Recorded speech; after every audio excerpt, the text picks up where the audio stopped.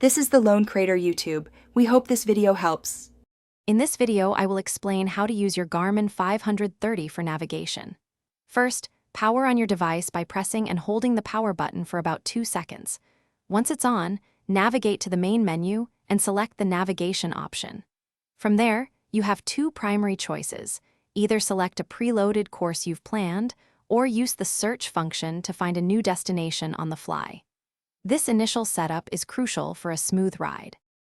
To load a course, simply transfer your GPX or FIT files from Garmin Connect or directly via a USB cable. Once loaded, go to Navigation, then Courses, and select your chosen route. The device will then guide you with clear turn-by-turn directions, showing the distance to your next turn. Pay attention to the audible beeps and visual arrows. They are your best friends for staying on track and avoiding wrong turns.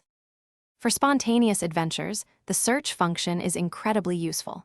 You can look for specific addresses, points of interest, or even input exact coordinates. Use the device's intuitive keypad to enter your destination. The Garmin 530 will then quickly calculate the most efficient route for you, taking into account your preferred road types. Once confirmed, simply hit Go and let your device lead the way with real-time updates. Beyond basic navigation, the Garmin 530 offers powerful advanced features. If you ever find yourself off course, the Back to Start option will guide you safely home. Customize your data screens to show exactly what you need, from current speed to remaining distance. Don't forget to enable off-course alerts. They provide instant notifications if you stray.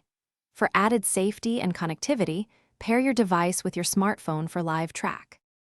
Thanks for watching. Consider subscribing if we helped you.